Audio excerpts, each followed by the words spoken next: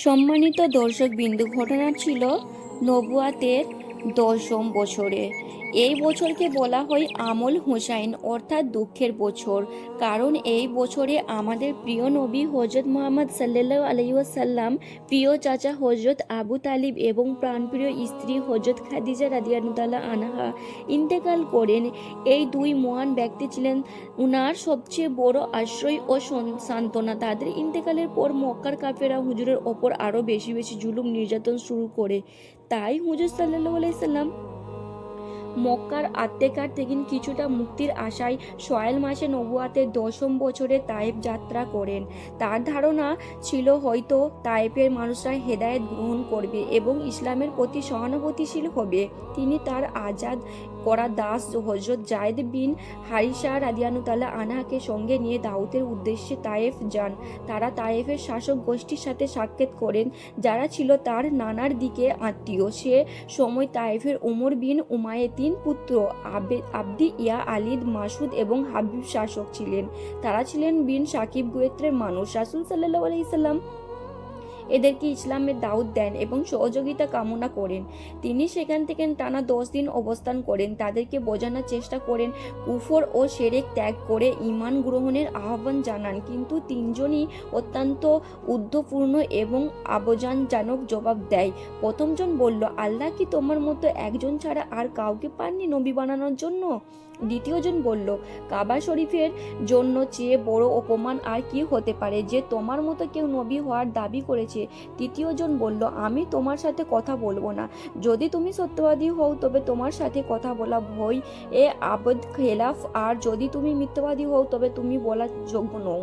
উল্লেখিত সর্দাররা তুমি শুধু হেদায়েত গ্রহণ করতে অস্বীকার করেনি, বরং তারা রাসূল সাল্লাল্লাহু আলাইহি সাল্লামের ওপর অত্যাচার জুলুম করেছিল। শহর থেকে বার করে দেন তিনি। দুর্ভাগ্যজনকভাবে তারা সেখান থেকে থামেনি। তারা তায়েফের উল্লেখ ও বাটকে ছেলেদের উস্কে দেন যে তারা রাসূল সাল্লাল্লাহু আলাইহি সাল্লামের ওপরে পেছন থেকে লেগে যায়। তাকে পাথর ছুঁড়ে আহত করা হয় উপহাস করে। ফলে রাস্তা দিয়ে যাওয়ার সময় উনার ওপরে পাথর নিক্ষেপ করা শুরু করে। এত পাথর ছোঁড়া হয়েছিল যে হুজুর সাল্লাল্লাহু আলাইহি সাল্লাম গুরুতরভাবে আহত হয়ে পড়েন। যখন আঘাতের তীব্রতায় তিনি বসতে পারতেন, তখন ওই তীব্রতা তারা বহু ধরে জোর করে দাঁড় করাতো এবং আবারও পাথর ছুঁড়ত। তারা উচ্চস্বরে আট্টহাস করে রাসূল সাল্লাল্লাহু আলাইহি সাল্লামকে পবিত্র শরীরের রক্তে রঞ্জিত করে যায়। তার জুতা রক্তে ভরে যায়। যখন তিনি হাঁটতে শুরু করেন তখন তিনার পিছন থেকে পাথর মারত, ইনার সাথে অনেক গালাগালি দিত, বিদ্রোহ করত, আওয়াজ করত এবং হৃদয় বিদারক মুহূর্তে ওনার সাথে হযরত যায়েদ বিন হারিসা রাদিয়াল্লাহু তাআলা আনহাকে রক্ষা করার আপ্রাণ চেষ্টা করতে থাকেন। তিনি তার শরীর দিয়ে রাসূল সাল্লাল্লাহু আলাইহি সাল্লামের আড়াল করার চেষ্টা করেন, যিনি যতটা সম্ভব পাথর উনার গায়ে লাগে। এই চেষ্টায় হযরত যায়েদ রাদিয়াল্লাহু তাআলা আনহার মাথার গুরুতরভাবে আহত হয়। উনার হুজুর সাল্লাল্লাহু আলাইহি সাল্লাম এর পায়ের জখম যখন গভীর ছিল সেখান থেকে রক্ত ঝরতে থাকে। মারাত্মক আহত অবস্থায় রাসূল সাল্লাল্লাহু আলাইহি সাল্লাম তায়েফ থেকে বের হয়ে পড়েন এবং বনি রাবিয়া গোত্রে একটি বাগানের আশ্রয় নেন। এটি ছিল উতবা ইবনে রাবিয়া এবং সায়েবা ইবনে রাবিয়া মালিকের গাছ। সেখানে একটি গাছের নিচে তিনি আশ্রয় গ্রহণ করেন। হুজুর সাল্লাল্লাহু আলাইহি সাল্লাম ছিলেন গভীর শোকহত, শারীরিকভাবে আহত এবং মানসিকভাবে ভেঙে পড়া এক অবস্থায়। সেই নির্জন কষ্ট ভরা মুহূর্তে তিনি এক অসাধারণ হৃদয় বিদারক দোয়া করেন, যা ইতিহাসে দোয়ার তায়েব বা দোয়ার মোস্তাগাদিন নামে প্রসিদ্ধ এবং দোয়ার প্রতিটি বাক্য বিনয় ও নম্রত গভীর আত্মসমর্পণ নির্দেশ। এই দোয়া থেকে বোঝা যায় তায়েববাসীর অবমান ও নির্যাতনে তিনি কতটা ব্যথিত হয়েছিলেন। রাসূল সাল্লাল্লাহু আলাইহি সাল্লাম বলেন, হে আল্লাহ, আমি তোমার কাছে আমার দুর্বলতা, অসহায় এবং মানুষের চোখে আমার তুচ্ছতার অভিযোগ জানাই। যে এ দয়াময়, তুমি দুর্বলের আশ্রয় এবং তুমি আমার রব। তুমি আমাকে কার কাছে শাপে দিচ্ছ? এমন কারোর হাতে যে অচেনা এবং আমার ওপর কঠোর আচরণ করে নাকি এমন শত্রুর হাতে যার ওপর তুমি আমার ব্যাপারে কৃতজ্ঞ দিয়েছ। যদি আমার প্রতি তোমার কোনো রাগ বা অসন্তুষ্ট থাকে তবে আমি কষ্টের কোনো পারোয়া করি না, কিন্তু আমার পক্ষে থেকে শান্তি ও নিরাপত্তা আমার জন্য সবচেয়ে প্রসাদ্য আশ্রয়। আমি তোমার সেই পবিত্র চেহারা নূরের আশ্রয় চাই যার আলাতে সমস্ত অন্ধকার দূর হয় এবং যার কারণে দুনিয়া ও আখিরাতে সব কিছু সুব্যবস্থিত রয়েছে। যেন তুমি আমার প্রতি কষ্ট না হোক, যেন তোমার গাজা আমার ওপর অপতিত না হই। কেবল তোমার সন্তুষ্টের জন্য চেষ্টা চালিয়ে যাব যতক্ষণ না তুমি সন্তুষ্ট হও। তোমার ছাড়া আর কারোর মধ্যে কোনো শক্তি কিংবা ক্ষমতা। এই সময়ে আল্লাহ তাআলা তখন হজরত জিবরাইল আলাইহিস সালাম উপস্থিত হলেন আরেকজনকে মুহাম্মদ সাল্লাল্লাহু আলাইহি সাল্লামের সামনে। আপনার জাতির কথা শুনেছে এবং তাদের আচরণ দেখেছেন। আল্লাহ তাআলা আপনার কাছে পাহারা ফেরেশতাকে পাঠিয়েছেন, আপনি চাইলে তাকে নির্দেশন দিতে পারেন। এরপর পাহাড়ের ফেরেশতারা নবী করিম সাল্লাল্লাহু আলাইহি সাল্লামকে আরজ করে বললেন, হে আল্লাহ তাআলা রাসূল, আপনি যদি অনুমতি দেন তাহলে আমি এই দুটি পাহাড় যা মক্কার দুই পাশে অবহিত তুলে এনে এই তাইফবাসীর ওপরে চাপিয়ে দিতে পারবো, যাতে তাদের নাম নিশানা পর্যন্ত মুছে যায়। এই পর্যায়ে নবী রহমত সাল্লাল্লাহু আলাইহি সাল্লাম যেন উত্তর দেন তা কিয়ামত পর্যন্ত প্রমাণ করে, যিনি ছিলেন রাহমাতুল্লাহ আলামিন, সমস্ত বিশ্বের জন্য রহমত স্বরূপ। তিনি বললেন, না, আমি এটা চাই না, বরং আমি আল্লাহ তাআলার কাছে আশা রাখি যে এদের ভবিষ্যৎ প্রজন্মের মধ্যে থেকে এমন লোক জন্মাবে যার শুধুমাত্র আল্লাহর ইবাদত করবে এবং তার সাথে কাউকে শরীক করবে না। এর দয়ার বার্তা ছিল নবীজির প্রাকৃতিক পরিচয়, ক্ষমতাশীল, দয়া এবং ধৈর্যের এক অন্য উদাহরণ। একদিকে সেই বাগানের উপস্থিত ছিলেন উতবা ও সায়েবা, তার রাসূল সাল্লাল্লাহু আলাইহি সাল্লামের মাজলুম ও অসহায়িত নিজের চোখে দেখেছিল। এই দৃশ্য দেখে তাদের হৃদয় কিছুটা গলে যায়, আত্মীয়তার টান ও মানবিক অনুভূতি জেগে ওঠে। তারা এক থালা আঙ্গুর সাজিয়ে আনলো এবং তাদের একজনকে খ্রিস্টান গোলাম আদেশকে ডেকে বলল, এই আঙ্গুরগুলো ওই ব্যক্তির কাছে নিয়ে যাও এবং তাকে বলো যেন কিছু খেয়ে নেন। আদাস আঙ্গুর খালা নিয়ে এলো এবং রাসূল সাল্লাল্লাহু আলাইহি সাল্লামের সামনে রেখে দিল। বিসমিল্লাহ বলে খাওয়া শুরু করলেন। আদেশ বিস্মিত হয়ে জিজ্ঞাসা করলো, আল্লাহর কসম, এই শহরের লোকেরা তো বিসমিল্লাহ বলে না। তখন নবী করিম সাল্লাল্লাহু আলাইহি সাল্লাম জিজ্ঞাসা করলেন, তুমি কোন শহরের বাসিন্দা এবং তোমার ধর্ম কি? আদাস উত্তর দিল, আমি নিয়মার বাসিন্দা, ধর্মতে আমি একজন খ্রিস্টান। রাসূল সাল্লাল্লাহু আলাইহি সাল্লাম বলেন, সেই নিও না যেখানে আল্লাহর নবী ইউনুস ইবনে মাতা আলাইহিস সাল্লাম থাকতেন। আদাস বিষয়ে বললে, আপনি ইউনুস আলাইহিস সাল্লাম সম্পর্কে জানেন কিভাবে? রাসূল সাল্লাল্লাহু আলাইহি সাল্লাম বলেন, তিনি আমার ভাই ছিলেন, আল্লাহর একজন নবী, আমি একজন নবী। এ কথা শুনে আদাসের চোখে পানি এসে যায়। সে আবেগে অপ্লুত হয়ে রাসূল সাল্লাল্লাহু আলাইহি সাল্লামের হাত পা এবং কপালে চুমু দেয় আর উচ্চস্বরে বলে উঠে, আশহাদু আল্লাহ ইলাহা, আশহাদু আন্না মুহাম্মাদুর রাসূলুল্লাহ সাল্লাল্লাহু আলাইহি সাল্লাম, আমি সাক্ষী দিচ্ছি আমার আল্লাহ ছাড়া কোনো ইলাহি নাই এবং মুহাম্মদ রাসূলুল্লাহ সাল্লাল্লাহু আলাইহি সাল্লাম বান্দা ও রাসূল। যখন আদেশ ফিরিয়ে গেল তখন উতবা ও সাহেবা তাকে বলল, তুমি ওই ব্যক্তির হাতে পা চুম্বা করছিলে কেন? সতর্ক থাকো, সে যেন তোমাকে তোমার ধর্মে থেকে ফিরিয়ে না দেয়। মনে রেখো, তোমার ধর্ম তার ধর্মের চেয়ে উত্তম। এরপর ফেরার পথে রাসূল সাল্লাল্লাহু আলাইহি সাল্লাম কয়েকদিন মক্কার নাকলতে অবস্থান করেন। এক রাতে তিনি নামাজের রাত ছিলেন। ঠিক তখন নাশবিহীন জিনেদের একটি কাফেলা সেখানে উপস্থিত ছিল। তারা থেমে গেল এবং কোরআন তেলাওয়াত শুনতে থাকলো। কোরআন আয়াতগুলো তাদের হৃদয়ে কাঁপিয়ে দিল। তারা সঙ্গে সঙ্গে ঈমান গ্রহণ করে এবং নিজেদের কমবে ফিরে গিয়ে ইসলামের দাওয়াত দেয়। রাসূল সাল্লাল্লাহু আলাইহি সাল্লাম তখনও জানতেন না এই জিনেরা এসেছিল এবং তার তেলাওয়াত শুনে ঈমান এনেছিল। পরে এই বিষয়ে আল্লাহ তাআলা সূরা আহকাফ উল্লেখ করেছেন, তাদের আগমন ও ঈমান গ্রহণ সম্পর্কে তুমি জানতে পারোনি। যখন রাসূল সাল্লাল্লাহু আলাইহি সাল্লাম মক্কার কাছাকাছি পৌঁছালেন তখন হযরত যায়েদ বিন হারিসা রাদিয়াল্লাহু তাআলা আনহা বললেন, ইয়া রাসূলুল্লাহ, আপনি মক্কার কিভাবে প্রবেশ করেন? তারা তো আপনাকে বের করে দিয়েছিল। নবীজি সাল্লাল্লাহু আলাইহি সাল্লাম উত্তরে বললেন, হে যায়েদ, আল্লাহ তাআলার অবশ্যই এই বিপদ থেকে রাসূল সাল্লাল্লাহু আলাইহি সাল্লামের কাছে পৌঁছালেন। তখন হযরত যায়েদ বিন হারিসা রাদিয়াল্লাহু তাআলা আনহা বললেন, ইয়া রাসূলুল্লাহ, আপনি মক্কায় কিভাবে প্রবেশ করেন? তারা তো আপনাকে বের করে দিয়েছিলেন। নবীজি সাল্লাল্লাহু আলাইহি সাল্লাম উত্তরে বললেন, হে যায়েদ বিন অবশ্যই এই বিপদ থেকে মুক্তির কোনো না কোনো উপায় সৃষ্টি করবেন। তিনি তার দ্বীনের রক্ষক এবং সাহায্যকারী, আর তিনি তার নবীকে বিজয়ী করবেন, এতে কোনো সন্দেহ নেই। এরপর হুজুর সাল্লাল্লাহু আলাইহি সাল্লাম গায়ের হেরার কাছে পৌঁছালেন এবং আখরাস ইবনে সুরাকে কাছে বার্তা পাঠান, এই মর্মে যে আপনি কি আমাকে মক্কার আশ্রয় দিতে পারেন?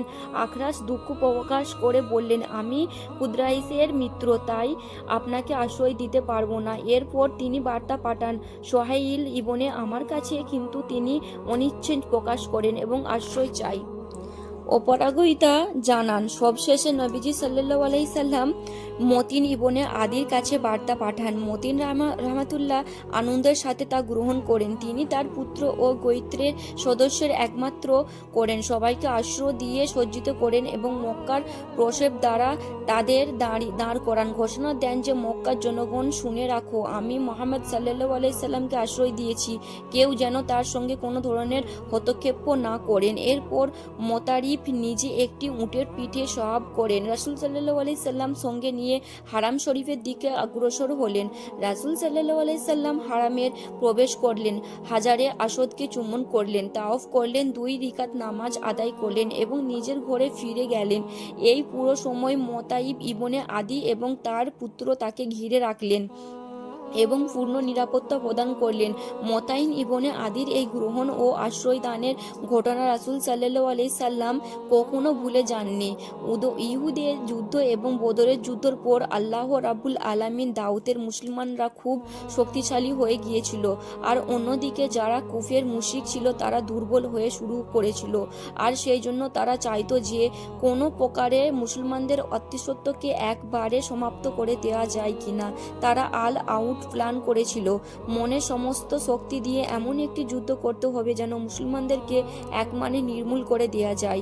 কাফের মুশরিকদের ভেতরে বড় বড় নেতারা একত্র হয়ে তারা বলাবলি করতে লাগলো, আমরা কবে এবং কখন মদিনার ওপরে হামলা করব এবং মুসলমানকে নির্মূল করে দেব। এরপরে 627 খ্রিস্টাব্দে জানুয়ারি মাসের কাফের এবং মুশরিক একসাথে জোট বেঁধে মদিনার দিকে হামলা করার উদ্দেশ্যে রওনা দিল। তারা মদিনার মরুভূমির পথে হাঁটতে হাঁটতে ক্লান্ত হয়ে গিয়েছিল, এজন্য তারা কিছুক্ষণ বিশ্রাম নিল।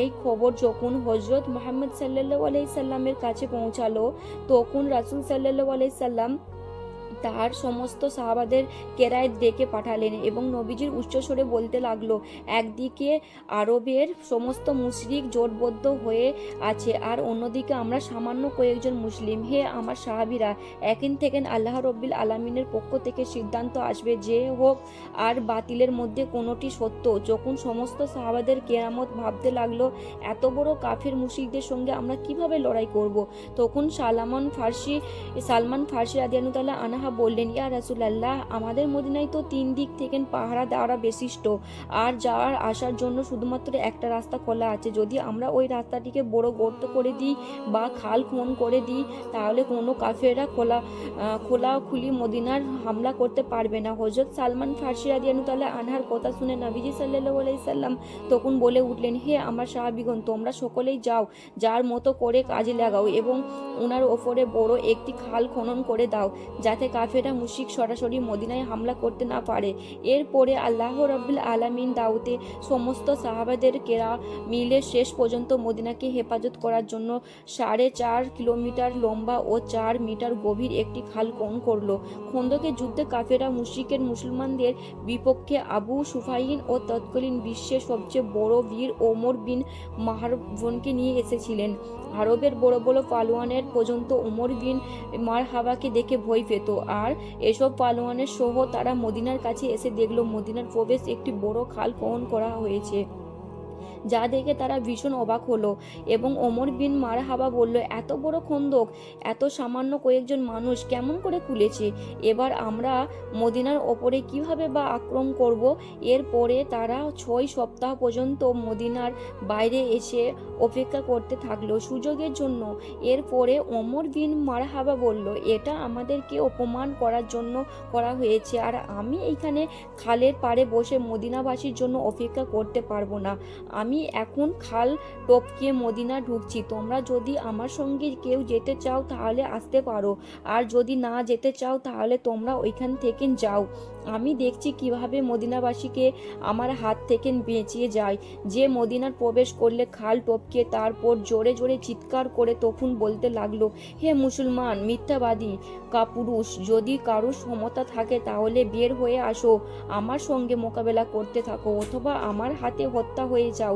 ওমর বিন মারহাবাকে এই চিৎকারের গর্জনে সমস্ত সাহাবার কেরামা নিজের চোখে দৃষ্টিকে নিচ করে রাখলো আর চুপ থেকে গেল। তখন হযরত আলী রাদিয়াল্লাহু তাআলা আনহার সোজা হয়ে দাঁড়ালো আর বললেন, ইয়া রাসূলুল্লাহ, আপনি আমাকে অনুমতি দেন, আমি সেখানে যাব এবং ওমর বিন মারহাবাকে কাতল করে আসব। রাসূল সাল্লাল্লাহু আলাইহি সাল্লাম তখন বললেন, হে আলী, তুমি বসে পড়ো। তুমি কি দেখতে পাচ্ছ না তোমার সামনে কে আছে? তোমার সামনে বিশ্ববিখ্যাত পালোয়ান ওমর বিন মারহাবা আছে, যার সঙ্গে তুমি মোকাবেলা করতে পারবে না, কেননা তুমি এর মোকাবেলাই নাও, আর তোমার বয়স এখন কম। সেই সময় ছিল শেরে খোদা হযরত আলী রাদিয়াল্লাহু তাআলা আনহার বয়স মাত্র 23 বছর ছিলেন। তারপর উমর বিন মারহাবা আবারও চিৎকার করে বলতে থাকেন, হে মুসলমান কাপুরুষ দল, তোমার সেই জান্নাত কোথায় যেটির দাবি করিস হেরে যাবি বলে মাথা নত করিস? লজ্জা করে না তোর? শহীদ হলে জান্নাতে চলে যাবি। তোদের মধ্যে কি এমন একজনও নেই যে জান্নাতের সুঘ্রাণ পেতে চায়? তখন মুসলমানদের মধ্যে বড় বড় বাহাদুর পালোয়ান বসেছিল, যারা কেউ নড়াচড়া করছিল না, সবাই চুপচাপ ছিল। কিন্তু আবারও বসে থাকতে পারলেন না শেরে খোদা হযরত আলী রাদিয়াল্লাহু তাআলা আনহা। আবারও সোজা হয়ে দাঁড়িয়ে রাসূল সাল্লাল্লাহু আলাইহি সাল্লামকে বলল, ইয়া রাসূলুল্লাহ, আপনি আমাকে শুধুমাত্র অনুমতি দেন, আমি এই জালিম শয়তানের মুখ বন্ধ করে ছাড়ব।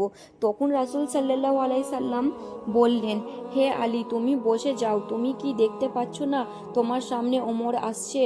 এবং এরপরে রাসূল সাল্লাল্লাহু আলাইহি সাল্লাম নিজেই বললেন, কে এমন আছো যে এই কাফেরের মুখ বন্ধ করবে? এমন এমন কথা শুনে সবাই নিজের নজরকে নিজের দিকে রাখলো, আর সবাই তখন বলতে লাগলো, ইয়া রাসূলুল্লাহ, আপনি কি জানেন না ওমর বিন মারহাবা এক হাতে উটের বাচ্চাকে ধরে রাখা আর অন্যদিকে শত শত শত্রুদের ওপরে একসাথে তারবি চাবুক চালায়?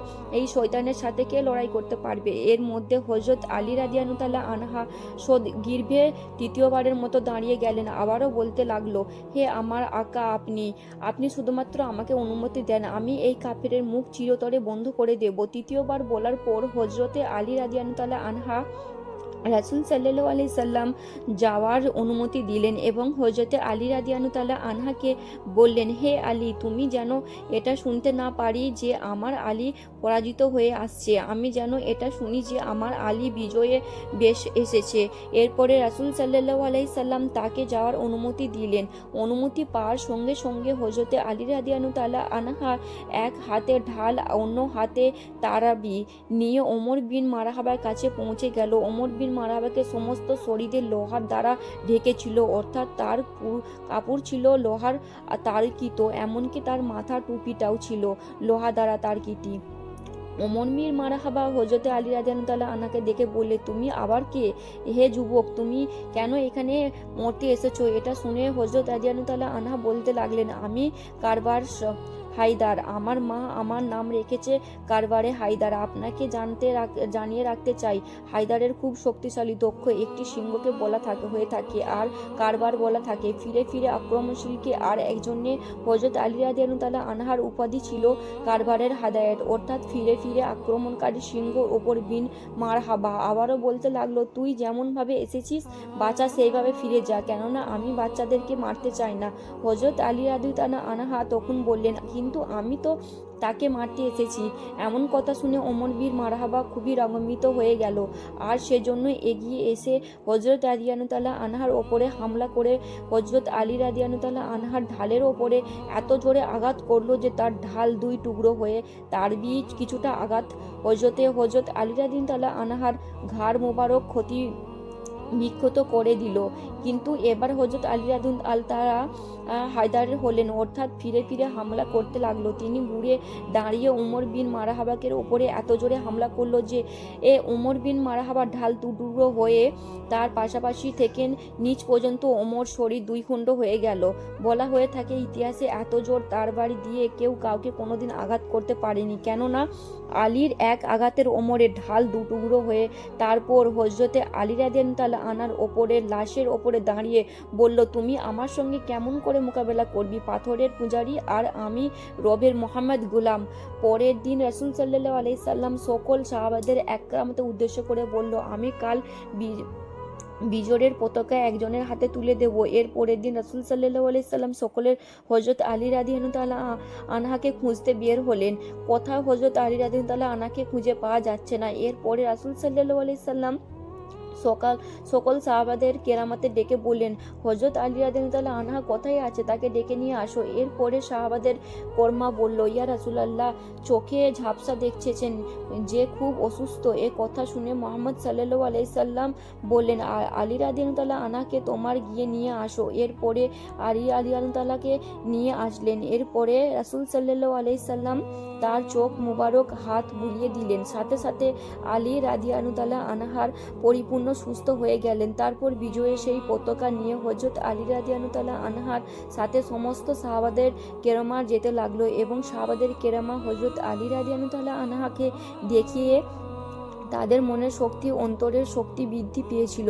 হযরত আলী রাদিয়াল্লাহু তাআলা আনহা যখন ইহুদিদের সেই কেল্লার কাছাকাছি পৌঁছালেন, তখন তিনি দেখলেন সেই কেল্লার যে প্রধান বন্ধ ছিল সেটি খোলা ও বন্ধ হয়েছিল। 70 জন মানুষের প্রজনন ছিল। হযরত রাদিয়াল্লাহু তাআলা আনহার হাতে করে তলোয়ার চলতে শুরু করলেন, আর অন্য হাতে দরজাকে খুলতে শুরু করলো। তার সাহাবাদের কেরামাতে বলতে লাগলো, আপনারা সকলে এই কেল্লার ভেতরে প্রবেশ করুন। আর তারপর আলী রাদিয়াল্লাহু তাআলা আনহার সেই সময় পর্যন্ত দরজাটি উপরে করে রেখেছিল, যতক্ষণ পর্যন্ত মোটামুটি 600 জন সাহাবাদের কেরামা সেখানে প্রবেশ করতে না পারছিল। যতক্ষণ সমস্ত সাহাবাদের কেরামা সেই কেল্লার ভেতরে প্রবেশ করলো, ততক্ষণ হযরত রাদিয়াল্লাহু তাআলা আনহা দরজাটিকে ছুঁড়ে ফেলে দিল।